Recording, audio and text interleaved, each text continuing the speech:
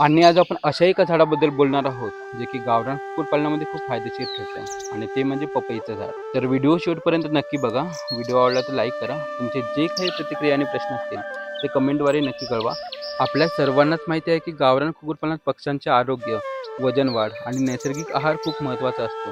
अशा वेळी जर नैसर्गिकरित्या मिळणारे सहज उपलब्ध आणि पौष्टिक घटक मिळाले तर खर्च कमी होतो आणि उत्पन्न वाढते.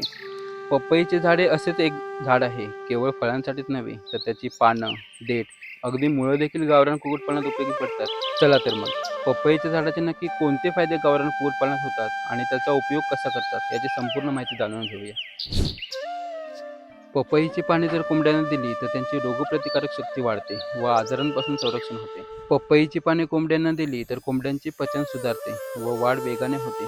पपईची पाने किंवा फळांचा रस कोंबड्यांना दिल्यास त्यांच्या भूकशक्तीला चालना मिळते आणि कोंबडी अधिक निरोगी राहते. ही पाने जर आपण नियमित कोंबड्यांना दिली तर त्यांचे अंडी देण्याचे प्रमाणही वाढते, त्यामुळे अंडी उत्पादनातही वाढ होते. कोंबड्यांना जर थोडासा अशक्तपणा आला किंवा पांढऱ्या विष्ट्यासारखे लक्षणं दिसायला लागले तर पपईची पाने चघळण्यासाठी देणे हा पण एक नैसर्गिक उपाय होऊ शकतो. तर आजचा व्हिडिओ तुम्हाला कसा वाटला ते नक्की सांगा. व्हिडिओला लाईक करा. तुमचे जे काही प्रतिक्रिया आणि प्रश्न असतील ते कमेंटद्वारे नक्की कळवा.